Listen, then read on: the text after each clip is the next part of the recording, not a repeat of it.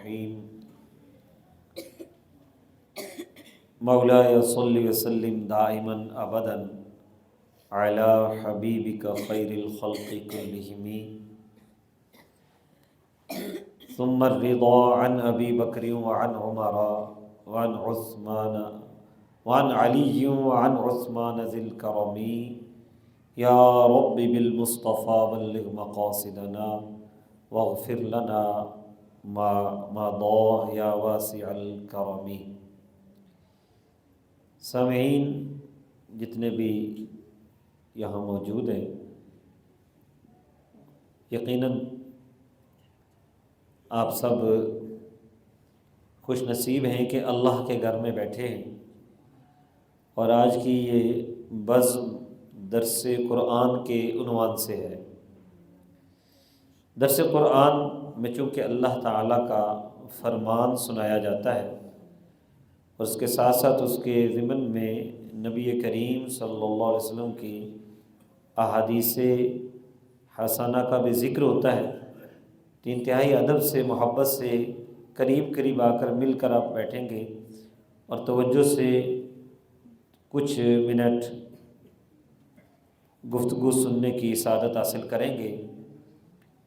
شکر گزار ہوں ہمارے خطیب صاحب مولانا علی شان صاحب نے حکم فرمایا ہے تو میں آپ کے سامنے یہاں بیٹھا ہوں، اور ہماری جماعت اہل سنت نے یہ ایک نظم پروئی ہے کہ ماہ رمضان سے پہلے پہلے درس قرآن ہوں، اور جن کے ذریعے رمضان کے لیے اپنے بھائیوں کو مستعد کیا جائے۔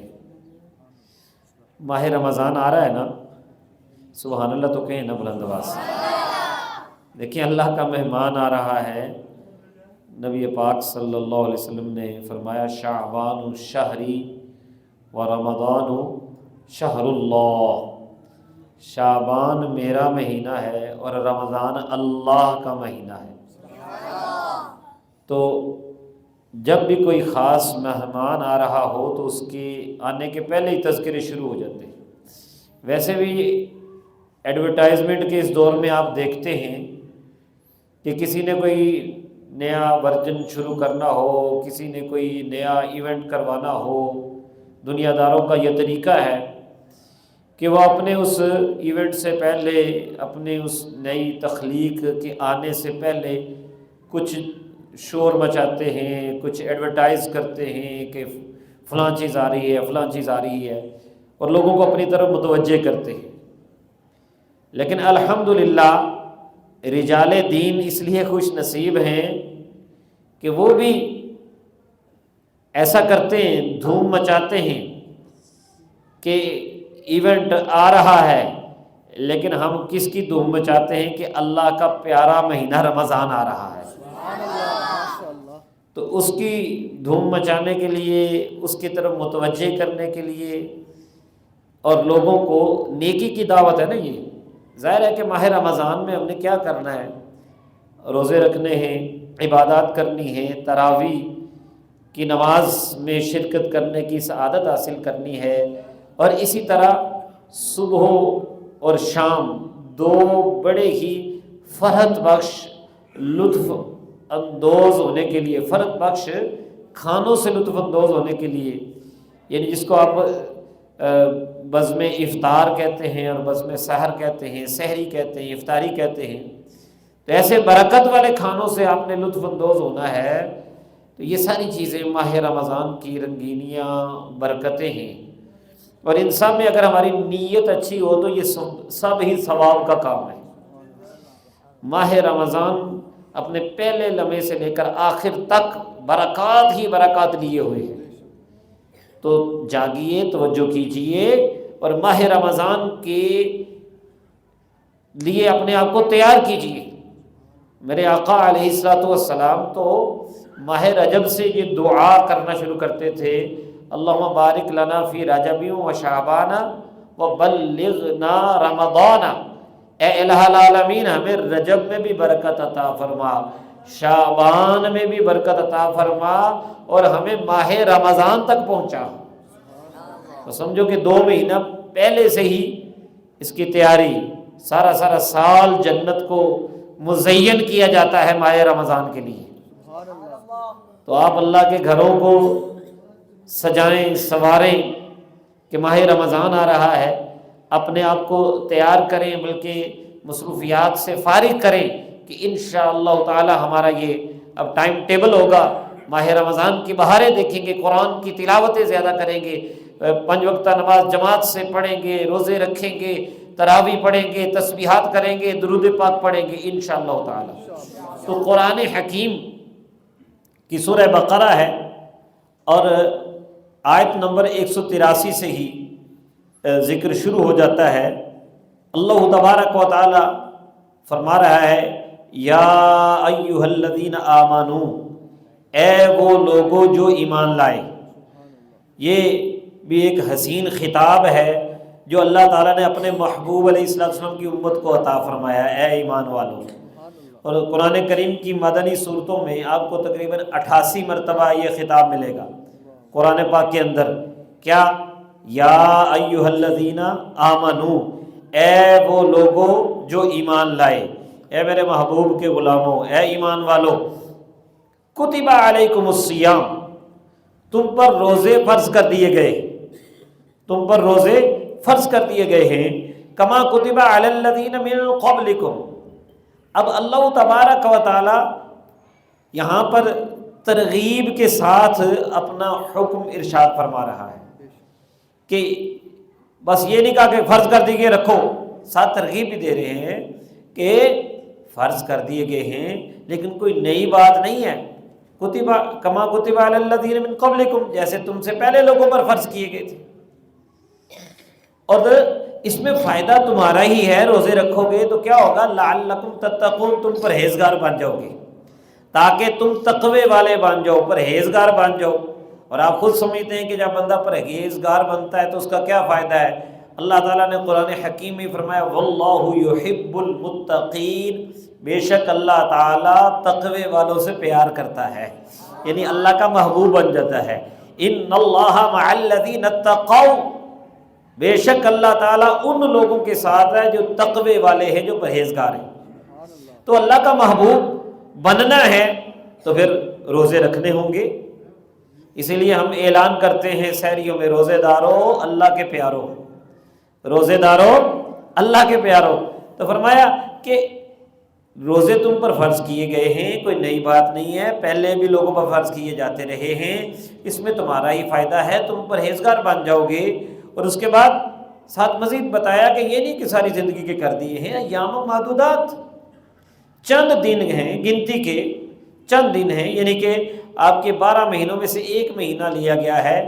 یہ جو آپ کا قمری کیلنڈر ہے نا، اس کا یہ کتنا مہینہ ہوتا ہے؟ ماہ رمضان 9واں مہینہ ہوتا ہے۔ قمری کیلنڈر کے مہینے بھی ہمیں یاد ہونے چاہیے۔ اللہ تبارک و تعالیٰ نے خصوصی طور پر سورہ توبہ کی آیت نمبر 36 میں ارشاد فرمایا، ان عدت الشہور عند اللہ 12 شہرا فی کتاب اللہ یوم خلق السماوات والارض۔ فرمایا کہ بے شک مہینوں کی گنتی اللہ کے نزدیک اللہ کی کتاب میں 12 مہینے ہیں، اور یہ اس دن سے ہی ہے جس دن سے اللہ تعالیٰ نے آسمانوں اور زمین کو بنایا ہے۔ شروع سے ہی 12 مہینے ہیں۔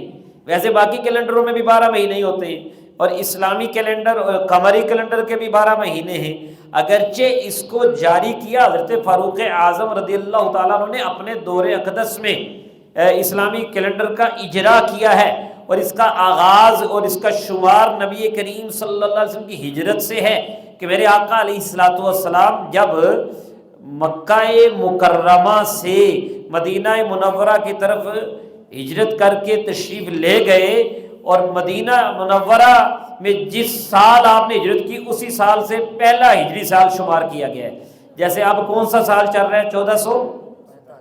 1445۔ مطلب یہ کہ نبی کریم صلی اللہ تعالی وسلم کی ہجرت کو 1445 سال ہو گئے، ٹھیک ہے جی، تو 1445 سال ہیں، لیکن یہ مہینوں کی گنتی ابتداء آفرینش سے ہے، کائنات کے بننے سے ہے، آسمانوں کی چھت سجنے اور زمین کا فرش بچھنے سے اللہ تعالیٰ نے یہ 12 مہینے رکھے۔ کون سبحان اللہ۔ اگر میں آپ سے پوچھوں کہ 12 مہینوں کے نام بتاؤ تو بہت سے لوگ پریشان ہو جائیں گے۔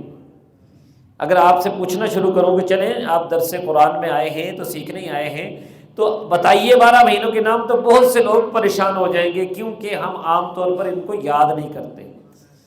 تو اس لیے یہ بھی ذہن میں ہونے چاہیے، محرم، صفر، ربیع الاول، ربیع الاخر، جمادی الاولی، جمادی الاخری، رجب، شعبان، رمضان، شوال، ذوالقعدہ، ذوالحجہ، ٹھیک ہے جی، یہ بھی ہمیں یاد کر لینے چاہیے کیونکہ اللہ نے خود ان کا قرآن میں ذکر کیا ہے۔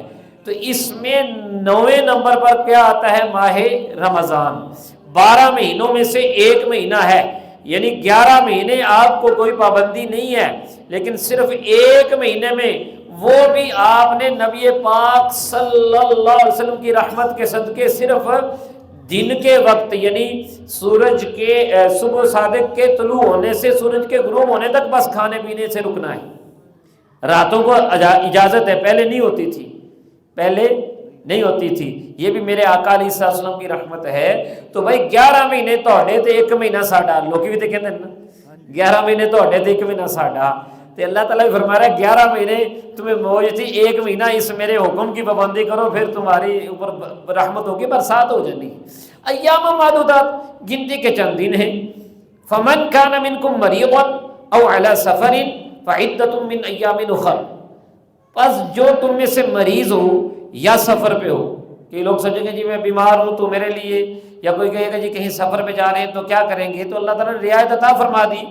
تو جو تم میں سے مریض ہو، صحیح مریض ہو، اس کی وضاحت علماء کرام اپنے خطابات میں کریں گے، آج صرف ہم نے آیات کا چونکہ مطالعہ کرنا ہے۔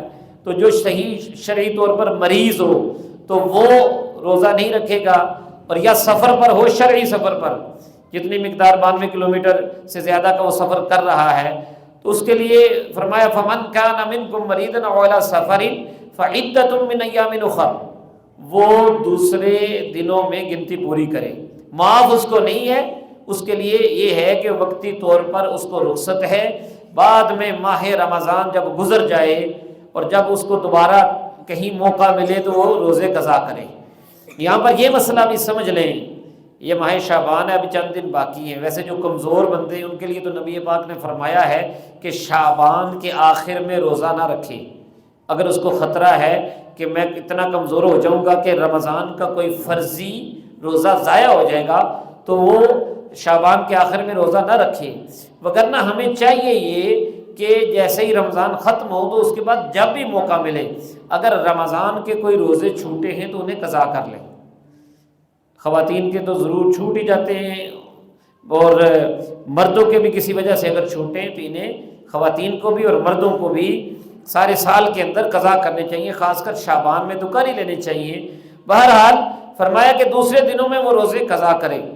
وہ فرمایا وَعَلَى الَّذِينَ يُطِيقُونَهُ فِدْيَةٌ طَعَامُ مِسْكِينٍ، اور جو لوگ اس کی طاقت نہیں رکھتے، یعنی یہاں پر اب آخر کار جو حکم آیا ہے مختلف مراحل سے گزر کر، وہ یہ ہے کہ جو لوگ روزہ نہیں رکھ سکتے، اتنے بوڑھے ہو گئے ہیں، اتنے بوڑھے ہو گئے کہ روزہ نہیں رکھ سکتے، تو اب وہ ایک فطرانے کی مقدار ہر روزے کا فدیہ دیں گے۔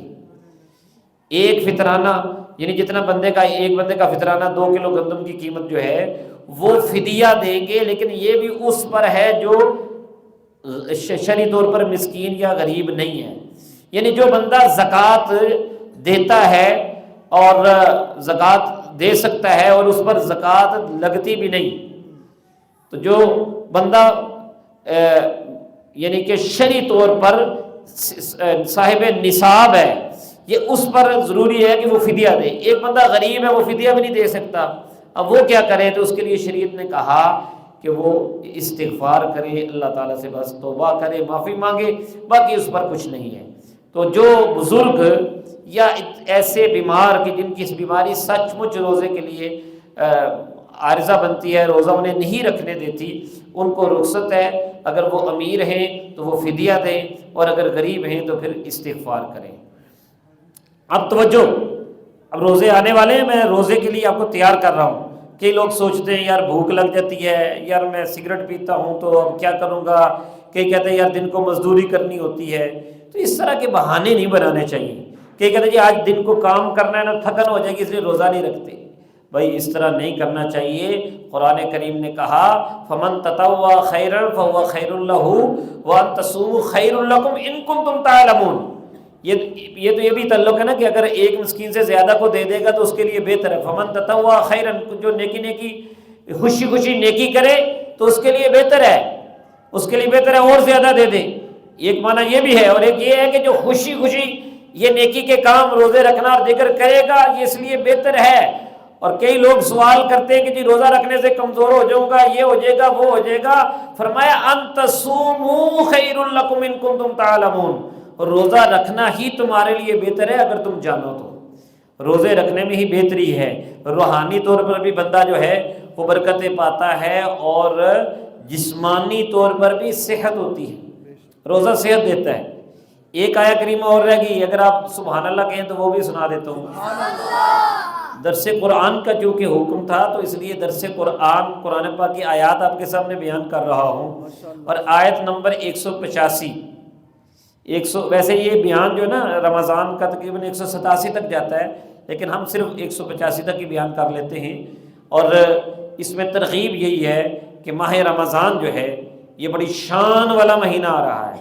اور اب دیکھیے پورے قرآن کریم میں جیسے ہے نا صحابہ کرام کا ویسے تو ذکر ہے کہ سب سے اللہ راضی، وہ اللہ سے راضی، رضی اللہ عنہم ورضوا عنہ. سارے صحابہ سے اللہ راضی اور سارے صحابہ اللہ سے راضی، اور سب جو ہیں ان کے لیے جنات ہیں. سب سے کل وعد اللہ الحسنہ، سب سے بھلائی کا وعدہ ہے. اور بہت سے صحابہ کا ذکر ہے لیکن بائی نیم، نام کے ساتھ، جو ان کا علم ہے، جو خصوصی پراپر ناؤن ہے، جو ان کا نام رکھا گیا ہے، اس نام کے ساتھ صرف ایک صحابی کا ذکر ہے، وہ حضرت زید رضی اللہ تعالیٰ عنہ سورہ احزاب میں فلما قضى زید. اور اسی طرح خواتین کا ذکر قرآن کریم میں ملے گا، ازواج مطہرات کا بھی ملے گا، میرے آقا علیہ الصلوۃ والسلام کی بنات طیبات کا بھی ملے گا، اور دیگر اسلامی خواتین کا ذکر بھی ملے گا، ان کی شانیں بھی ملیں گی. لیکن نام کے ساتھ اگر کسی خاتون کا ذکر ہے، ان کے پراپر ناؤن کے ساتھ جو ان کا خاص نام ہے، اس کے ساتھ ذکر صرف حضرت مریم کا ہے. غالباً 34 مرتبہ قرآن پاک میں حضرت مریم کا نام آیا ہے جی. تو یہ صرف حضرت مریم کا نام ہے جو آپ کو قرآن کریم میں ملے گا. یہ میں ایک آپ کو لائن پہ لا رہا ہوں.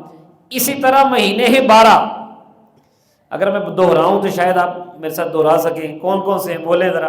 محرم، صفر، ربیع الاول، ربیع الاخر، جمادی الاولیٰ، جمادی الاخری، رجب، شعبان، رمضان، شوال، ذوالقعدہ، ذوالحجہ. 12 مہینے ہیں. لیکن پورے قرآن میں ویسے تو مہینوں کا ذکر ہے، ابھی میں نے آیت پڑھی ہے اس میں سارے مہینوں کا ذکر ہے. منہا اربعۃ حرم، ان میں سے 4 حرمت والے ہیں، یہ بھی ذکر ہے. لیکن کسی مہینے کا نام ذکر نہیں. نام ذکر ہے تو کس کا ہے؟ آئیے سورہ بقرہ کی آیت نمبر 185 دیکھیے. اللہ تعالیٰ فرما رہا ہے شہر رمضان الذی انزل فیہ القرآن. رمضان کا مہینہ وہ ہے جس میں قرآن نازل کیا گیا.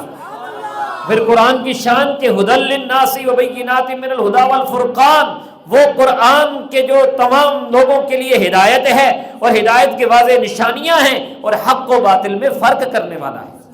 تو شان والا قرآن جس شان والے مہینے میں نازل ہوا وہ ہے ماہ رمضان. تو قرآن جس میں نازل ہوا وہ ہے ماہ رمضان. اب اس میں بھی دیکھیے کہ رمضان کون سا مہینہ ہے. دیکھو بھائی رمضان کون سا مہینہ جس میں قرآن نازل ہوا. انزل فیہ القرآن. انزل فیہ القرآن کے 3 معنی مفسرین نے لکھے ہیں. ایک معنی یہ ہے انزل فی شانہ القرآن، رمضان وہ ہے جس کی شان بیان کرنے کے لیے قرآن نازل ہوا، جیسے ابھی ہم آیت پڑھ رہے ہیں. اسی طرح فرمایا دوسرا معنی یہ ہے کہ رمضان وہ مہینہ ہے جس کے اندر قرآن پاک کے نزول کا آغاز ہوا، کیونکہ جو نبی کریم صلی اللہ تعالی وسلم کے سینہ اطہر پر قرآن اترا ہے نا، وہ تقریباً 23 سال میں اترا ہے. وہ صرف ایک رمضان کے مہینے وقتاً فوقتاً آتا رہا، نجمن نجمن تدریجن جو ہے قرآن جو ہے وہ نازل ہوتا رہا، تو اس لحاظ سے پھر کیا معنی ہوگا قرآن رمضان میں نازل ہوا؟ مطلب کیا کہ جو پہلی وحی آئی تھی تو وہ رمضان کی مہینے میں آئی تھی، یہ دوسرا معنی ہے۔ تیسرا معنی وہ جو کہ سورۃ القدر کی طرف اگر ہم آ جائیں، اِنَّا أَنزَلْنَاهُ فِي لَيْلَةِ الْقَدْرِ، بے شک ہم نے اس قرآن کو قدر والی رات میں نازل کیا، یعنی قدر والی رات بھی ماہ رمضان میں آتی ہے، اور وہ رات جس رات قرآن نازل کیا گیا اس کے بارے میں مفسرین نے لکھا ہے کہ لوح محفوظ سے آسمان دنیا پر ایک ہی مرتبہ پورا قرآن اتارا گیا، پھر آسمان دنیا پر ہی بیت العزت ہے وہاں پر محفوظ کر دیا گیا، تو یہ ماہ رمضان میں اکٹھا قرآن اترا ہے، اور اس کے بعد پھر وہاں سے جو ہے تدریجاً جب ضرورت، جیسے اللہ تعالیٰ نے مقدر فرمایا میرے محبوب علیہ الصلوۃ والسلام کے سینے پر اترتا رہا 23 سال کے عرصے میں، تو رمضان میں قرآن آیا۔ اسی لیے قرآن اور رمضان ساتھ ساتھ ہیں۔ میرے آقا علیہ الصلوۃ والسلام کا ارشاد مبارک جس کا مفہوم بیان کر رہا ہوں، فرمایا کہ یہ قرآن بھی شفاعت کرے گا، یہ رمضان بھی شفاعت کرے گا۔ تیار ہو جاؤ روزے رکھنے واسطے تے قرآن پڑھنے واسطے۔ جب ماہ رمضان آتا تھا نا، میرے آقا علیہ الصلوۃ والسلام دور کیا کرتے تھے قرآن پاک کا دور۔ اب قاری صاحب جو ہیں یہ دور کریں گے اپنے نائب کے ساتھ، میں دور کروں گا مثلا حافظ شیطانی صاحب کے ساتھ، ہم تو اپنے اپنے ہم پلہ کے ساتھ کریں گے نا، اور میرے آقا کا تو کوئی ہم پلہ ہے ہی نہیں۔ بہرکیف میرے آقا جو کہ سارے نبیوں کے سردار ہیں، ساری کائنات کے سردار ہیں، ان سے دور کرنے کے لیے فرشتوں کے سردار جبریل امین علیہ السلام آیا کرتے تھے۔ مصطفیٰ کریم علیہ الصلوۃ والتسلیم، بخاری شریف کی حدیث کا مفہوم ہے، جبریل امین کے ساتھ ہر رمضان میں پورے قرآن کا دور کیا کرتے تھے، پورے قرآن کو ریوائز کیا کرتے تھے، اور آخری رمضان میں تو 2 مرتبہ دہرایا۔ اور حضرت عبداللہ ابن عباس رضی اللہ تعالی عنہما فرماتے ہیں قرآن کے پڑھنے سے میرے اور آپ کے آقا اتنے خوش ہوتے کہ پھر تیز آواز سے بھی زیادہ جود و کرم اور سخاوت فرمایا کرتے تھے، کیونکہ واہ کیا جود و کرم ہے شہ بتہا تیرا، نہیں سنتا ہی نہیں مانگنے والا تیرا۔ تو ایک اور اشارہ مل گیا نا کہ رمضان میں ہاتھ بھی کھول لیں، ذرا سخاوت بھی کرنی، جیب والا ہاتھ بھی پانا ہے، اللہ دے گھر دی خدمت، غریباں دی خدمت۔ اور اس میں رک کے عرض کروں گا دکانداروں کے لیے، ماہ رمضان آ رہا ہے، آپ یہ نہ کریں کہ ریٹ ڈبل کر دیں، ادھر سے اللہ کی رحمت ڈبل ہو رہی ہے، ڈبل سے بھی زیادہ آپ کہتے ہیں چلو ریٹ بھی ودائی چاہیے، نہ آپ یوں کریں کہ اگر آپ کی چیز آپ کو منافع آپ لے رہے ہیں اپنی چیز سے 50 روپے کا، تو آپ 25 روپے کا منافع لے لیں۔ 25 روپے جو آپ چھوڑیں گے اگر اچھی نیت سے چھوڑتے ہیں تو یہ آپ کی طرف سے اللہ کی راہ میں 25 روپے چلے جائیں گے، روزے داروں کی خدمت میں اور روزہ کھلانے میں شامل ہو جائیں گے۔ اگر آپ افطاری کا سامان بیچ رہے ہیں 25 روپے چھوڑ دیں تو سمجھو 25 روپے کی افطاری آپ نے کروا دی ہے، تو افطاری کا تو کوئی ایک گھونٹ دودھ بھی پلا دے تو اس کو روزے دار کے جتنا ثواب مل جاتا ہے۔ تو بھائی دکانداروں، جو دکاندار ہیں ان کو چاہیے کہ وہ ریٹ کم کریں، بڑھائیں نا، لوگوں کے لیے آسانیاں پیدا کریں۔ ہمارے ملکوں میں ہم نے سنا ہے، پتہ نہیں ہوتا ہے کہ نہیں، لیکن باہر کے ملکوں میں سنا ہے ان کے جب ایونٹ آتے ہیں، جب تہوار آتے ہیں تو وہ چیزیں سستی کر دیتے ہیں۔ ہمارے ہاں مسلمان، حالانکہ ان کو تو یقین ہونا چاہیے کہ یہ وہ مہینہ جب مومن کا رزق بڑھا دیا جاتا ہے، اور جتنی زیادہ سستا کریں گے اتنی زیادہ سیل ہوگی آپ کی۔ تو اس لیے یہ مارکیٹنگ والوں کو، مارکیٹ والوں کو، منڈی والوں کو، اور یہ رمضان بازار لگانے والوں کو یہ ترغیب ہے، اپنا پیسہ بھی کماتے جائیں، ساتھ روزے بھی لوگوں کے کھلواتے جائیں، سستا کر دینا۔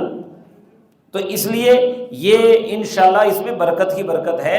تو کیا فرمایا ہے کہ نبی پاک صلی اللہ علیہ وسلم سخاوت بہت زیادہ کیا کرتے تھے، قرآن بھی پڑھنا ہے انشاءاللہ، روزے بھی رکھنے ہیں۔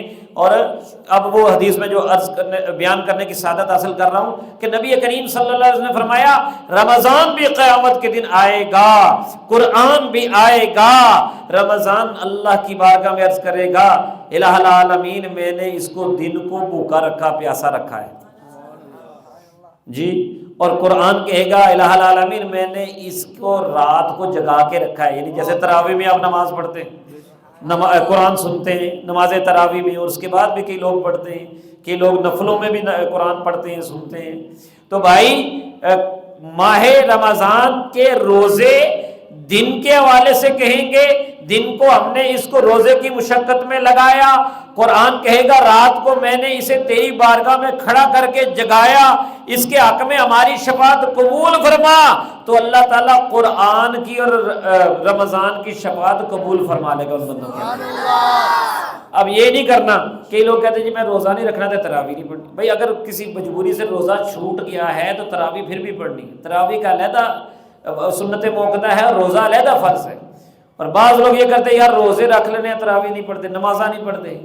تو ماہ رمضان میں ہر لحاظ سے ہم نے پوری طرح تیار ہونا ہے۔ میں آیت کو مکمل کرتا ہوں اور اپنی گفتگو بھی پھر مکمل کرتا ہوں۔ فرمایا فمن شاہد منکم الشہر فلیصم، تم میں سے جو بھی اس مہینے کو دیکھے یعنی پائے، اس مہینے کے اندر موجود ہو، اسے چاہیے کہ وہ روزے رکھے۔ پھر وہی حکم آ گیا ومن کان مریضا او علی سفر فعدۃ من ایام اخر، جو مریض ہو یا سفر پہ ہو وہ دوسرے دنوں میں گنتی پوری کر لے۔ اور ان سب چیزوں میں، ان رخصتوں میں کیا ہے؟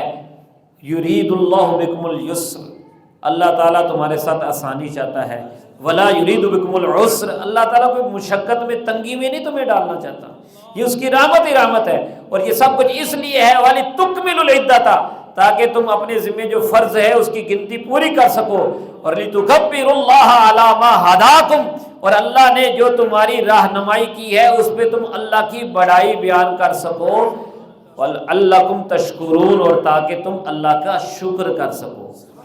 یہ ساریاں نیکیاں کر کے اللہ دا، ساریاں نیکیاں کر کے کی کرنا ہے اللہ دا، ان چنگے چنگے کام کر لو، تیار ہو جاؤ۔ ایک حدیث شریف نبی پاک فرماتے ہیں، حضرت ابو ہریرہ رضی اللہ عنہ نے فرمایا اب آنے والا وہ مہینہ کیا ہے، آتے ہی کیا ہو جانا ہے، سنو، فرمایا اذا دخل شہر رمضان، جب رمضان کا مہینہ داخل ہوتا ہے، فتحت ابواب السماء، آسمانوں کے دروازے کھول دیے جاتے ہیں، وفی روایت فتحت ابواب الجنہ، جنت کے دروازے کھول دیے جاتے ہیں۔ اور آگے چل کے پھر فرمایا ایک روایت میں فتحت ابواب الرحمہ، رحمت کے دروازے کھول دیے جاتے ہیں، اور غلقت ابواب جہنم، جہنم کے دروازے بند کر دیے جاتے ہیں، وسلسلۃ الشیاطین، شیطانوں کو قید کر دیا جاتا ہے۔ یہ ربانی اہتمام ہے۔ جیسے ہر کوئی اپنی شادی بیاہ کے لیے پہلے سارے انتظامات کرتا ہے، یا کوئی ایونٹ ہوتا ہے انتظامات کرتا ہے، یا جیسے یہ کوئی میچ وغیرہ ہوتا ہے تو لوگ سیکورٹی کا انتظام کرتے ہیں، جی یہ دروازے بند کر دو، یہ کھول دو، یہ فلاں فلاں بندہ نہ آ سکے، اس کو پکڑ لو، ان کو قید کر دو، یہ تخریب کر رہے ہیں، یہ دہشت گرد ہیں، ان کا خیال رکھو۔ تو اللہ تبارک و تعالیٰ بھی سارے انتظام فرماتا ہے نا جی، شیطان نو بند، شیطان دے چیلیاں نو بھی بند کر دینا، سارے چمچے شیطان کے وہ بند کر دینا۔ کیوں؟ کیونکہ اب نیکی کا دور ہے۔ ایک حدیث میں یہ الفاظ ہیں کہ لعنت یا باغی الخیر اقبل، اور نیکی کرنے والے آگے بڑھ، ہن اگے ود، چنگے چنگے کام کر، یا باغی الشر اقصر، او شرارتیں کرنے والے باز آ جا، باز آ جا۔ بہرحال اللہ تعالیٰ سے دعا ہے اللہ تعالیٰ ہمیں ماہ رمضان کی برکتیں دیکھنا نصیب فرمائے، اور ہم سب کی آج کی حاضری بھی قبول فرمائے۔ وما علیہ الا البلاغ۔ اگر کوئی اسی حوالے سے سوال کرنا چاہے تو سوال کر سکتا ہے۔